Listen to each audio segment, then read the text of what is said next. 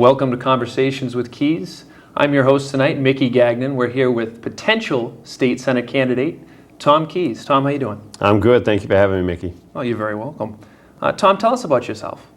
Well, yeah, you're right. I am the potential candidate. I ran for the state senate in 2010, and the Plymouth and Barnstable district contracted a little bit. We're down to 6 towns, but it hasn't really changed, which is great. And so, we're looking at the run, and we said we had 48% in 2010. You can't walk away from 48% of the vote. So we're seriously considering, well, actually, we're really considering a run.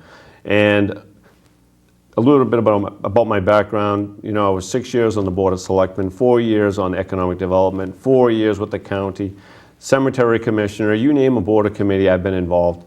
And after about, say, 13 to 14 years of public service on the local or the regional level, I'm looking at making a little bit more of a difference. And we figured that the demographics, the needs, and my experience, we think that this is a good run for me. So Tom, tell us what your biggest issues facing Massachusetts are. That's actually an easy one. Jobs. Really? Jobs, and more jobs. Jobs is a problem. It's a problem because, of course, we're in the middle of a recession, but we're also not positioned right to be competitive with our neighboring states or the nation or globally.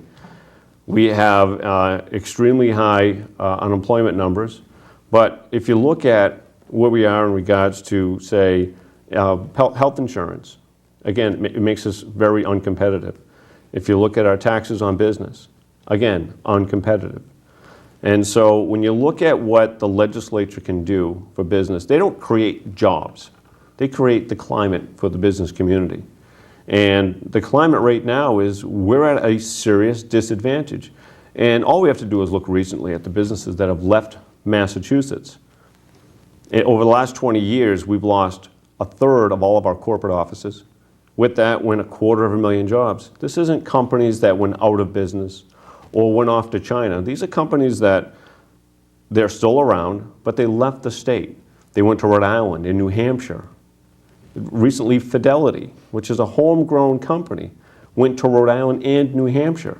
Now, if they can't make it here, well, then we have a real problem. And if we can't give them the right incentives to stay here and grow and create more jobs, then we have a real problem. And we do. I mean, the problem is we're not competitive. We need to take another look at this. The legislature needs to really get on the ball and create the climate. Understand why businesses are leaving Massachusetts. How do you think we can bring transparency back to Massachusetts state government? Transparency. Well, again, my years on local and regional committees, we fall under the Mass General Law. Everything must be done in a public setting. Has to be done where your records are all open to the public, where you have to meet in a public space so that there's access. Everything is recorded, and you can't just adjourn into a back room for whatever reason. You have to do it in public session. There is something called executive session where if you're an executive committee, I think there's 8 reasons why you can step back and have private conversations, because it puts the public at a disadvantage. If you're negotiating contracts or dealing with human resources or land purchases, you don't want to put the public at a disadvantage. But the legislature has exempted themselves from the open meeting law. They've exempted themselves from the Freedom of Information Act for their own internal documents. The public can't see how we're creating the laws or why we're creating the laws. And it's the why that is where we get into trouble. And, I'm an ethics and compliance officer. That's what I do professionally. That's one of the things that I do. And we need to make sure that everything we do is done so that the public can see and understand what's going on. I'm not saying we need to have the public participate in all the discussions, but everything has to be recorded and available. To have our internal documents not subject to the Freedom of Information Act, that's incredible. We need to open it up. We need to get the sunshine. Like they say, the best disinfectant is sunshine and light, sunshine and fresh air. And so we need more of that. The internal workings of the legislature, they have their own documents. We need to take a look at those. We need to make certain adjustments. I can't see how anyone that's a public servant would want what we're doing not to be available to the public. The public is the boss. We work for them. Your constituents, you're up there working for your constituents. And to do work where they don't understand or see what was going on, that does the public a serious disservice. So there's a lot we can do. You know, as a culture up there of secrecy, and it's really unfortunate. So when I do get up to Beacon Hill, that's going to be something that I just attack and I'm on constantly, because you just can't let that stuff go. And let's say something does happen in private. Let's say something does happen in the back channels. Well, I'm going to be the guy at the podium speaking up loud and clear, or if something wasn't out in the public, I'll go right to my own sources. I will put out a press release. I'll make sure the public understands why and how we're doing what we do. Excellent. What are your feelings on the Secure Communities program? I certainly support secure communities. You know, we in the Plymouth and Barnstable district, we have two sheriffs. We have Sheriff Cummings and we have Sheriff McDonald. Both of them support the Secure Communities Act.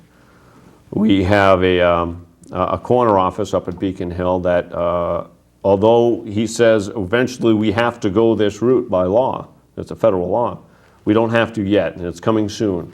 Well, then why not just enact it now? I don't understand the reasoning. I absolutely support the sheriffs. They understand it better than most. They have to deal with the outcome of not having secure communities. When someone is incarcerated for an act, and we don't have the ability to work with ICE so that someone's here illegally, and that ICE can't immediately get that information and act quickly, I'm sorry, I just don't understand the logic for not doing that. So do I support secure communities? Absolutely I do. Safe communities are how we have good schools, how we have good roads, how we have good services throughout every town. Without safe streets, we cannot have safe schools. Without safe streets, we can't have safe any of these offerings in the towns. First and foremost, we need to have public safety, and this is a great tool to ensure that our towns, each of the towns, has a way of getting safer. So Tom, some of our viewers might not be following what secure communities are. Can you kind of fill us in? The Secure Communities Act is it's a federal act. It came out of the Obama administration. And it makes it so that when someone is incarcerated and they are here illegally, that the jails, the prisons, the police officers, they can all immediately tie in with ICE, which is the immigration group, and so that the information is passed quickly. Some say there are ways where we can still do that. Well, it's not an automatic. This is an automatic so that when someone is incarcerated and they're not in this country legally, that ICE gets that information and there's a quick background check, there's a quick fingerprinting exchange, that they know that if they do fingerprints on someone and run numbers and then it shows up nothing, that's also a sign that something's going on. And so it's an automatic system. Now, the argument is that, well, we already do that. We can do that. We can make certain phone calls, but it's laborious. It doesn't always happen. It's sometimes difficult, and sometimes it's challenged.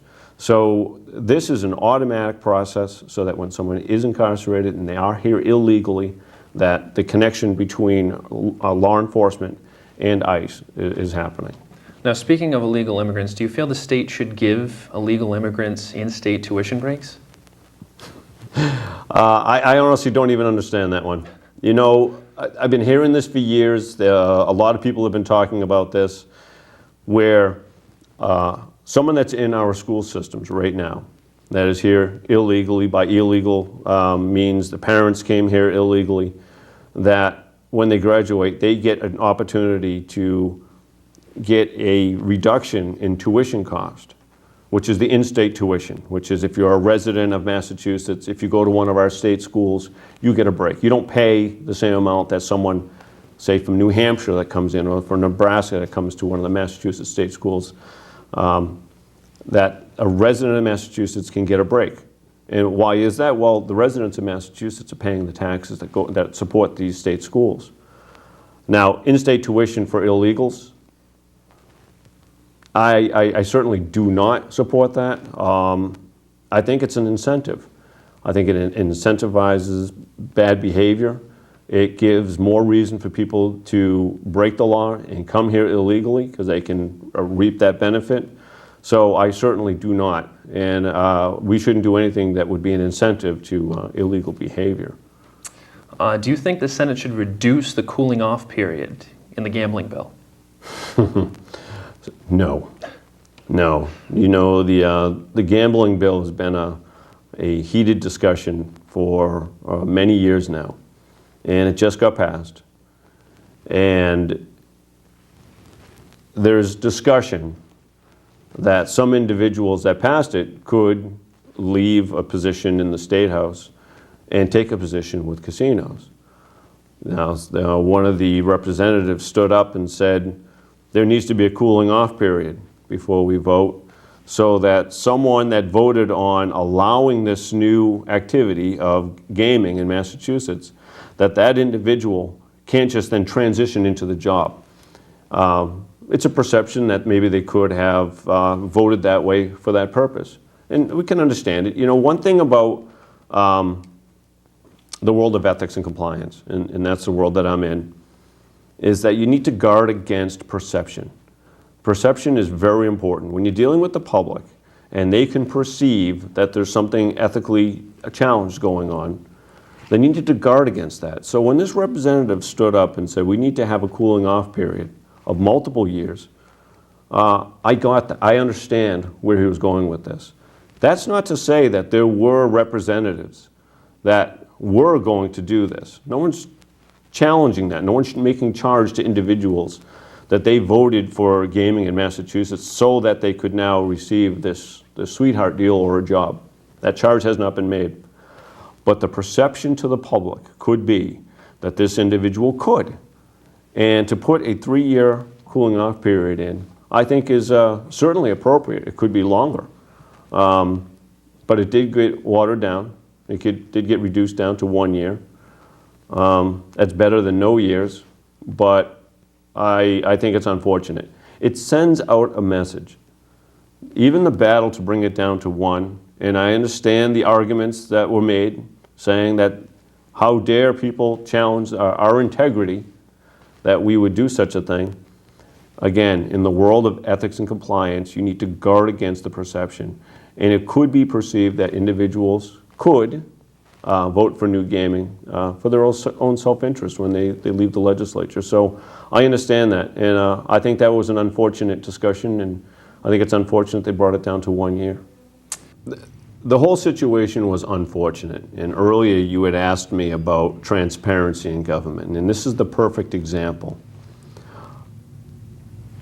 There was a debate, a discussion on whether it should be a 5-year cooling off period for legislators after they get out, before they can get a job with, say, a casino or someone in gaming. The debate got a little heated. It was on the floor. And the Senate President gavelled the meeting into a recess, and which was called as caucus, which means everyone that was a Democrat, not the Republicans, which is only 4 out of 40, 36 Democrats, if they were all in attendance, went into a side chamber, and they talked. We don't know what they talked about. It's not released. It's not public. There's no cameras, there's no recorders, there's no minutes, there's nothing we can look at. There were some that were on the Democrat side that were in favor of the cooling off period.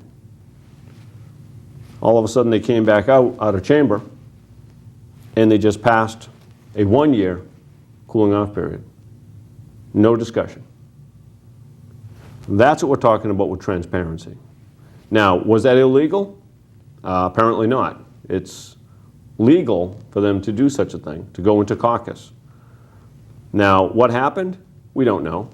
Did what happened in there with the discussion, was it inappropriate? We don't know. All we know is It was heated discussion. The Senate President gavelled everyone into a caucus meeting, and then they came out and voted a certain way. That's really unfortunate, because the public doesn't know and will never know how they came about coming to the 1-year cooling off period instead of the 5 that many were asking for. This was not strictly a Republican-Democrat thing. Many were asking for the 5-year moratorium or cooling off period. So that's the perfect example of we need to know what and why we're doing up at Beacon Hill, we being the public. The public needs to understand this. That was a very unfortunate and a perfect example, recent example, of how things work up at Beacon Hill. We talked about jobs in the beginning. What do you think we can do to get more people working? We have a lot of good companies in Massachusetts. Manufacturing is still the 4th largest employer in Massachusetts, but it has the 2nd largest payroll. Now, what's important about that is that means that although it's the 4th largest employer, being that it has the 2nd largest payroll means that these are good jobs, really good jobs. These are jobs where people can sustain a household and everything that you really want in the American dream, which is buy a home and have children and get them educated. And manufacturing is out there, and they're having a very difficult time hiring. And they're having that difficult time because as we started out this conversation, we're at a significant disadvantage in competing with low-cost regions, as well as just the states that surround us, because we have very high unemployment rate costs, we have highest insurance costs in the country, we have all this burden, as well as regulations, that puts an incredible cost on business, on doing business in Massachusetts. I think there was a study recently that showed the CEOs across the nation where they rated the 50 states. And I think Massachusetts was around 47. It could have been 46, it could have been 48, but I think it was 47, if I remember correctly, for where you would not want to start a business or do business because of the difficulties of this additional cost. When you're manufacturing a product, it's about pennies. If you want your pennies, the dollars will take care of themselves.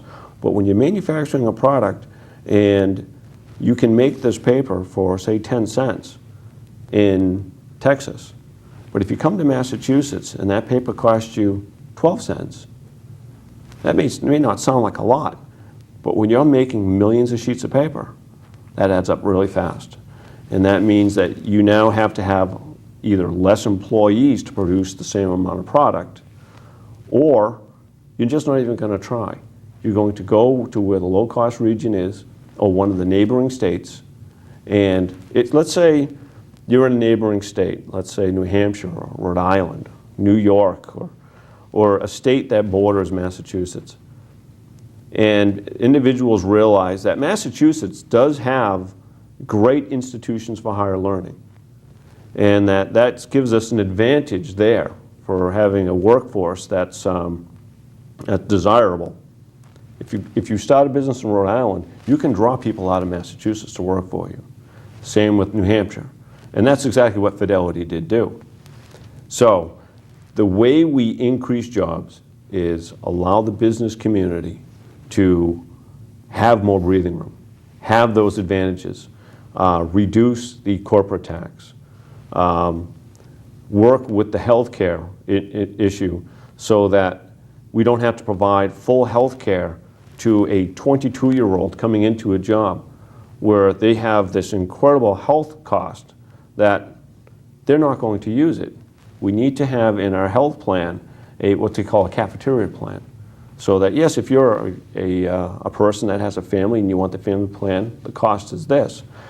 But you need to just have catastrophic care so that they have an injury, a broken leg or got into an accident or some other ailment that came on them, that they're not using all these other services. These costs are all borne on the business owner. I think there was just a scheduled increase in the unemployment rate that just got, I think it just got nixed up at the Beacon Hill. Thank goodness. I think that was going to cost the average business $200 per employee. Now, how does that help us in a repressed economy to have that increase happen in January? It doesn't. It doesn't make sense. If you think about it, if Beacon Hill is concerned about revenues, the best thing they can do is get people employed, because people employed are out purchasing items, they're consuming, they're going to the banks, they're going to the pizza shops, they're going to the grocery stores, they're buying items, they are they are more productive in the community than not. So we need to do everything we can to help the existing businesses succeed, grow, maybe even incentivize. Now, there's tax income and financing for businesses that want to, say, put an addition on and hire new individuals. If they can demonstrate that they can do additional hiring, we will give them that break in their taxes, because it benefits both the individual, the business, and the state. So there's ways of doing this. We need to get competitive. It's not enough just to have a great educated workforce, because that educated workforce is going elsewhere. Again, a third of our corporate offices in Massachusetts have left over the last 20 years. Why have we not changed course when we lost 15%? 20%.